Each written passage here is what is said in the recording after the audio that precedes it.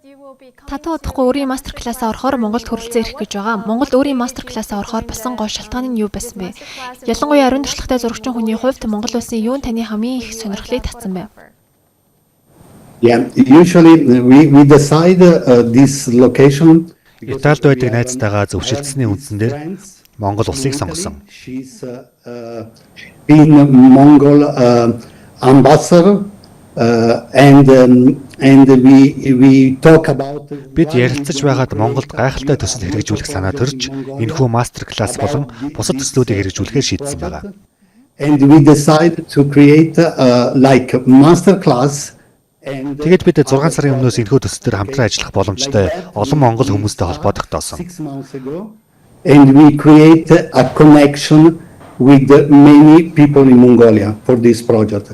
This project we start exactly. Төсөл маань энэ 7 хоногоос хэрэгжиж эхлэн бид 20 хоногийн турш хамтдаа байж бусад олон төсөлдөр ч мөн хамтран ажиллах болно. Many projects. We start with we decide the gallery. Бас Монголын томоохон галерейтэй хамтрахаар шийдэж лам галерейг сонгосон байгаа.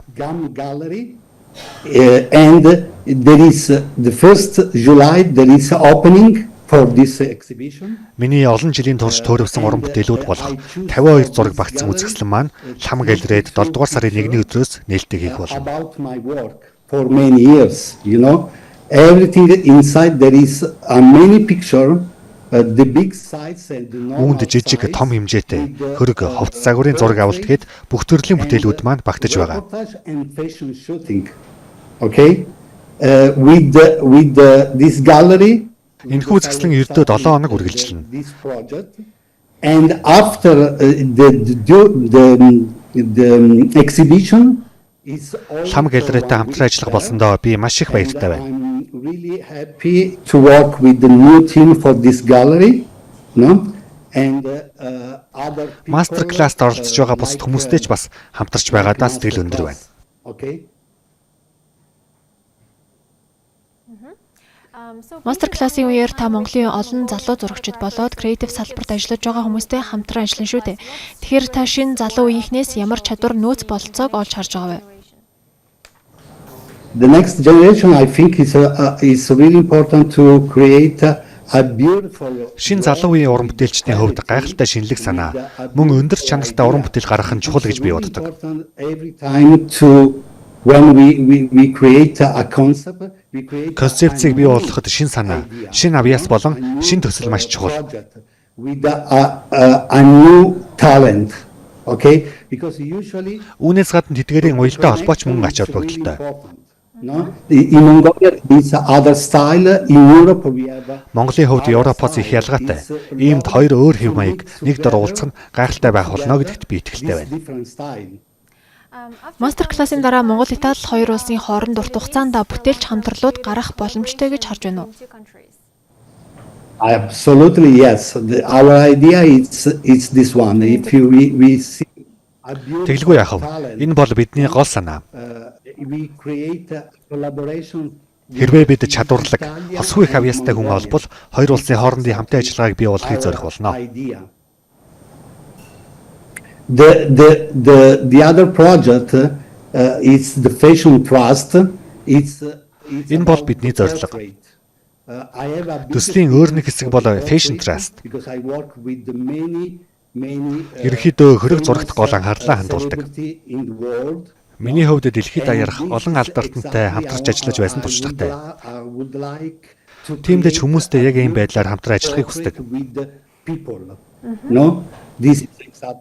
Монголд өнгөрүүлэх 20 хоногтоо үүнийг хэрэгжүүлэх болно. Монголын гэрэл зурагчид нэг үе бодвол олон төрлийн платформоор дамжуулан уран бүтээлүүдээ олон улсад амжилттай гаргах болжээ. Тэд дэлхийн нийтэд илүү танигдахын тулд та ямар зөвлөгөө өгөх вэ? There is many opportunity Залуу гэрэл зурагчдад маш олон боломж бий. Маш олон сэтгүүл байгаа шүү дээ. Тэгэхээр сэтгүүлүүдтэй хамтын ажиллагаагаа бэхжүүлэх нь юуны түрүүнд хамгийн чухлаа гэж бодож байна. Vogue зэрэг дэлхийд алдартай сэтгүүлүүдтэй холбоо үүсгэх нь үнэхээр чухал. Тэгэхээр тэдний бүтээлүүд алдартай сэтгүүлүүдэд нийтлэгдэх нь хамгаас чухал болов уу гэж бодож байна.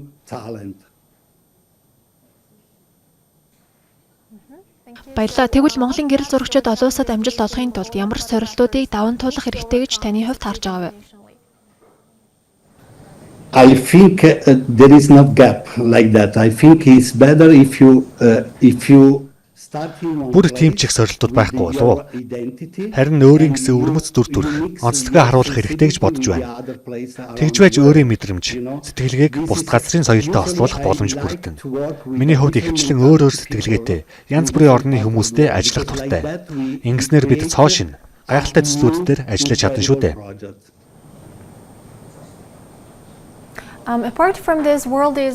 Үүнээс гадна дэлхийн нийт асар хурдтай өөрчлөгдөж байна. Технологи, ялангуяа хэмэл оюун суурилсан бүтээгдэхүүн улам төрөлжиж байна. So how do you see the long-term the photography markets and what Ирээдүйд гэрэл зургийн зах зээл ямар байдлаар өөрчлөгдөх бол эх 5 жилд ямар тренд амгаалах вэ? 5 years from now? I think this is a new step for technology, you know. I think Миний бодлоор технологийн салбар хүчтэй хөгжиж байна.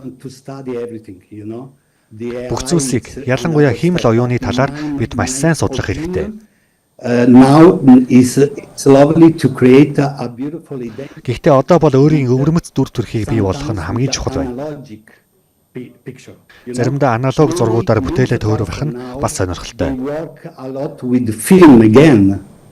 Сүүлийн үед маш олон гэрэл зурагчин аналог хальс ашиглаж байна. Европт маш их хэрэглэж байгаа. Мэдээж маш их засвар шаардлагатай. Миний бодлоор ирээдүйд бид шинэ ертөнцийг бүтээхдээ өнгөсөн рүү хэсэгчлэн буцаж, хальсан зураг ашиглан шинэ хэв маяг бий болгоно. Хиймэл оюун бол бүрэн өөр ертөнц. Би жишээлбэл компанид ажлынхаа суурийг гаргах зэргээр хиймэл оюун ашигладаг. Энэ бол бас л гоё шинэ технологи. Гэхдээ миний хувьд би жинхэнэ сэтгэл хөдлөл бүхий зургуудыг бодит нөхцөл байдалтай зураг авахыг илүүд үздэг. Миний зураг болгон бодит. Би студийн хөрөг зурагт бага зэрэг засвар хийдэг, харин репортаж зурагт огтхож засвар хийдэггүй.